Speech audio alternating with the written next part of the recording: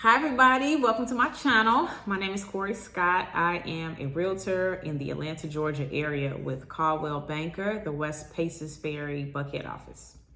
The best office, but don't tell nobody I told y'all that. I decided to do a quick video while I'm sitting here in one of my listings in East Point, Georgia, just talking about, a few things I think that is not discussed enough with new realtors. And then some realtors too that have been in the business less than, 5 years or so, like myself. I'll be licensed almost 3 years this year, which will be probably one of my biggest real estate years ever. I know it's just started, but I'm speaking it. I'm telling you right now because I've learned so much in my first couple of years in real estate. I feel like now the third year is going to be the year where I see, the biggest return on the knowledge that I've acquired, the partnerships I've formed, the relationships that I've built. But enough of all that. Let's jump right into it. One thing I wish that I was told before I got into real estate, it's an expensive profession. Expensive. And what I mean by that is, before you even sell one piece of property, before you acquire one client, you're probably going to spend a good couple $1,000s just getting yourself started. You're going to have to affiliate with a real estate board. That's usually around $500 or so. Take your test. That's another $125 to take your test. Take the course, another couple $100. Get your super access, another 20-something dollars a month. If your brokerage charges fees, that's a cost associated with just being a realtor here in Georgia and anywhere actually. So this information can apply even if you're not in the Georgia area. Now don't get me wrong. I will say that although you acquire those expenses up front, it is a profession that, if you're done well, you can make a lot of money in this business. But in the beginnings, that could be a little bit stressful because I promise you, I prepared, okay?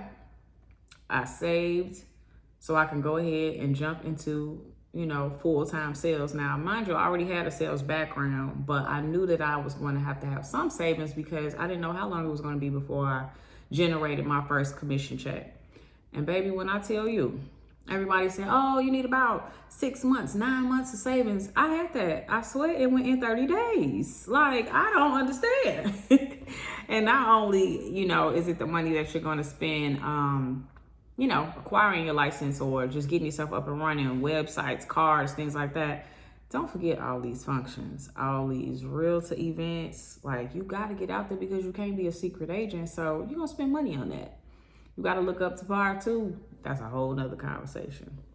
Which leads me to my next point also. I can't stress this point enough. Decide what brokerage is for you. Treat it like an interview process. Go in, ask questions, see what type of support they lend as a new realtor, just because, now don't get me wrong, you cannot rely on your brokerage to get you business. But one thing that you need to make sure that your brokerage is doing for you is offering support, knowledge, compliance, making sure, you have all the tools that you need to succeed, see what kind of CRM they're using. That's a client relationship manager. That's going to be one of the backbones of your business. How do you store your data? How do you store your information? Is it user friendly? Is it for you? So I myself have been to 3 different brokerages, and a lot of agents decide to they frown upon it. I'll just be honest with you. Some agents say, oh, why you jump around? It's not the brokerage. But you know what? I had to do what was best for me because I wanted to see what other brokerages offered. Now, I could have done that without actually affiliating, but let's just keep it real. They gatekeep in the beginning. They're not telling you all the information that you need in the interview process and up front. So sometimes you got to hang your license. Now, some of y'all might not like that approach, but listen, you got to do what you got to do. Because I will say that each place I've been to, which was 3, I learned different things. Different realtors, different brokers, they have different techniques. And you just have to decide and figure out which one is going to work for you, which is what I had to do. You know, I really had to just see, you know, as my business grew and as I grew and as my goals changed, as my goals shifted, who would be in best support of that? And how would that get me to the next step? So with that being said, of course, I said choose the right brokerage. That's number 2. 1, real estate is an expensive profession. 3, the difference between right now business and future business. I'm gonna say that one more time because this one is important. Know the difference between right now business, meaning I need a commission check ASAP, and I have about 90 days to 120 days to put this work in and wait on the check to come. Know the difference. So I'm gonna just give you a quick little brief summary of what the difference could be. Right now business is somebody you know that's ready to go, maybe a friend or a family member, close associate, but don't always count on that. That's ready to go right now. Remember I told y'all I was in one of my listings, y'all. Ooh, I heard something outside. That was crazy. But let me get back into it. So right now business, of course, someone that's ready to go. Calling, FSBOs, and expires, cold calling. Cold calling. If you don't already have a stable clientele base, I did not. I moved here in 2017. I'm originally from Chicago. I didn't know many people, especially ones that were willing to allow me to, you know, guide them through the real estate transaction. Because now, although I was in sales, I've been in cosmetic sales, I've been in luxury fragrance, I've worked for many different retailers, I've sold foreclosures. So I've been in sales all my life, but the people here didn't know me as a realtor. So that takes time to build trust, you know, so that's a future sale, like your spear. A lot of times, of course, you know, you have to let them know that you have a real estate license, but that's not going to always result in a transaction right now. You know, transactions right now are going to be people that are ready, willing, and able. Okay? Say that one more time. Ready, willing, and able clients are right now transactions. Well, how do you get that? Cold calling is one way. That's a technique. Calling people that have already been on the market and maybe offering your services in a different marketing plan or strategy. 2, affiliating with some of these lead sources. Lead sources in 2023 kind of faded off a little bit. I know for a lot of realtors, especially ones that were focusing on just dealing with buyers. I mean, it's pretty much you're buying and you're agreeing to pay a fee 9 times out of 10 on the back end for a name, a phone number, and an email address.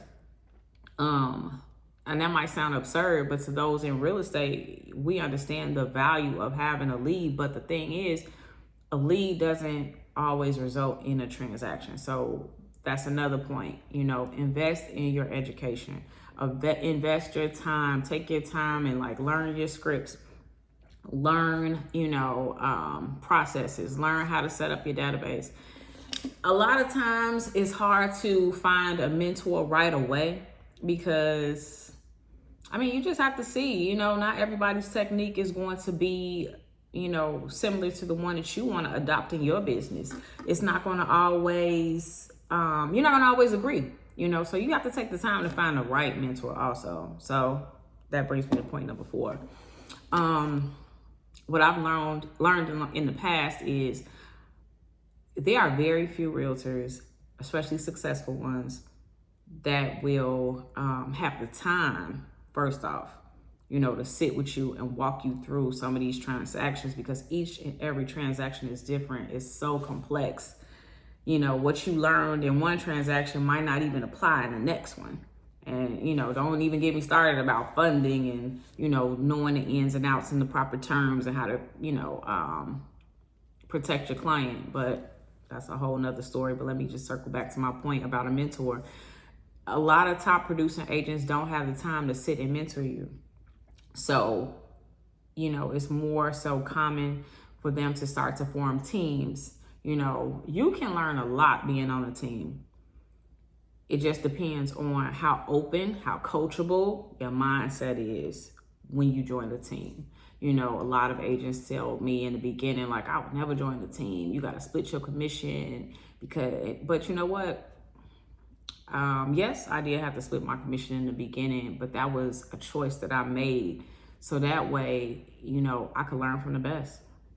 I was able to train and learn under the top producing agent at one of the brokerages that I was at. And like, I owe her so much just because, she was that person that was on the other end. She was my lifeline, so to speak, when I didn't know what was going on in the beginning, because I was just anxious to have a client. And once it became go time, and when I say go time meaning submit the contract, negotiate the deal, I was still not as confident as I should have been. And because I had, my mentor on speed dial, she was able to walk me through the rough patches, and I'm grateful for that. So choosing a mentor, deciding if you want to be on a team, if you want to be a solo agent, those are all things that I wish that was talked about a little bit more in the beginning. It's not, but it's something that you should know. Marketing. Market. Okay? Because most people think, oh, once I tell everybody I'm a realtor, watch my phone start ringing off the hook. They about to call me. They about to do a transaction with me.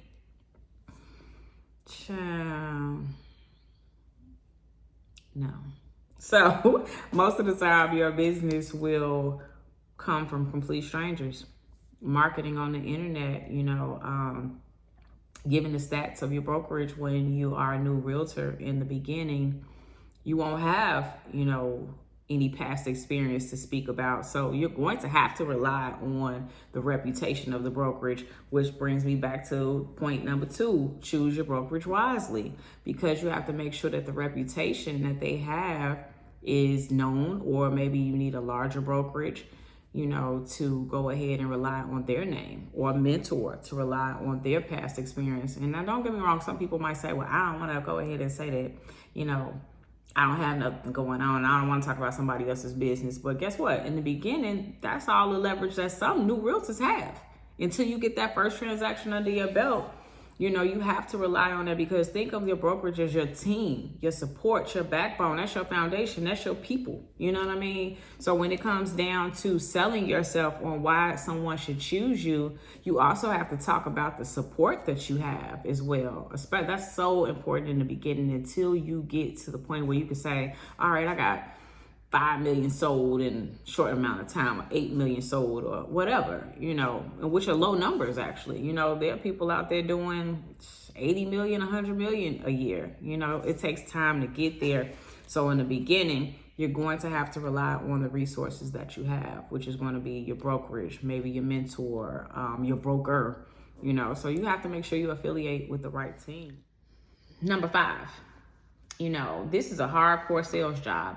And what I mean by that is you have to be able to know how to prospect, go out, grab clients, bring them to you, attract them to you, be able to follow up. The fortune is in the follow up. I cannot stress that enough. Not everyone is going to be ready to, start a transaction right away. So you're going to have to follow up with these clients. So you have to be organized. You have to have some sense of direction as far as a schedule. You have to keep a schedule. You have to be able to be disciplined enough to not grow on what I like to call the real estate roller coaster, up, down, up, down, up, down, and I'm speaking from experience, because in the beginning I wasn't as organized or as focused with keeping myself on the schedule, meaning get up, call clients every day, regardless if it's someone I know or I don't know. The ones I didn't know, of course, they're cold calls. Following up, telling people at a certain time, I'm prospecting, I'm calling, I'm following up, I'm working. Have a daily schedule. This is a hardcore sales job. I'm gonna say it again. So if you're not able to put yourself on a routine, on a daily cadence, then you are not gonna have a commission check. And a lot of times that means, for most people, you're not gonna be able to pay these bills. You're not going to be able to support yourself. You're not going to be able to take care of yourself. So it's 100% commission. And if you don't get up and get out and make it happen every day, then you might not make it in this business. And I think those are things that aren't stressed as often as they should. A lot of people have the idea that once they jump into real estate or once they get their real estate license, business is just going to come. No, you have to work at it like any other profession, any other field. Yeah, and that's pretty much it. But you know, that's gonna be my little rant for the day. So like, comment, subscribe, tune in throughout this year. This is one of my goals, is to put myself out there a little bit more and start to record more of these videos. So even if you have some suggestions or some topics or some questions that you want to ask, you know, I consider myself seasoned, experienced realtor here in Georgia, you know, then feel free to comment, like, or subscribe. And thanks for tuning in.